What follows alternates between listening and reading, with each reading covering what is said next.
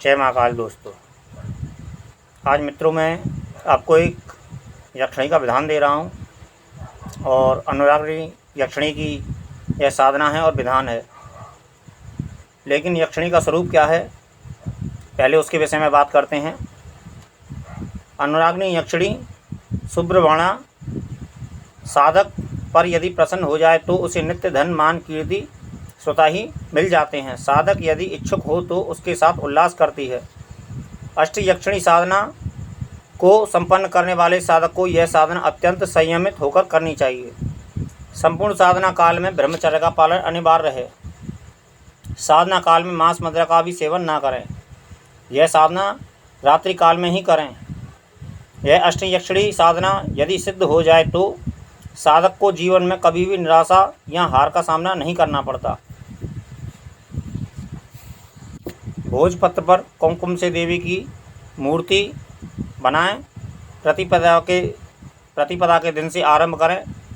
पूर्णिमा पर्यंत तीनों कालों से पूजा करके नित्य 3 सहस्त्र मंत्र जप करें, अर्थात 1001 काल में सुबह दोपहर रात। और अर्धरात्रि में देवी प्रसन्न मुखी देवी आती है और नित्य सहस्त्र दीनार देती है।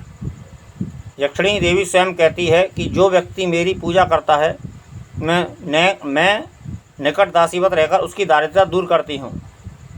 तो यह मित्रों यक्षिणी के विषय में जानकारी है। तो मित्रों यही अनुरागनी यक्षिणी की साधना है।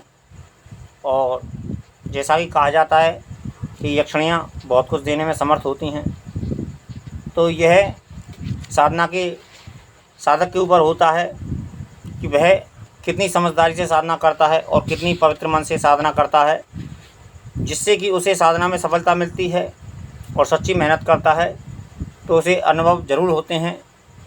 और यदि प्रेम से देवी को पूजा जाए और शुद्ध मन से देवी की पूजा की जाए यक्षिणी की, तो उसे बहुत कुछ मिलने में समर्थ, क्योंकि यक्षिणियाँ बहुत कुछ देने में समर्थ होती हैं।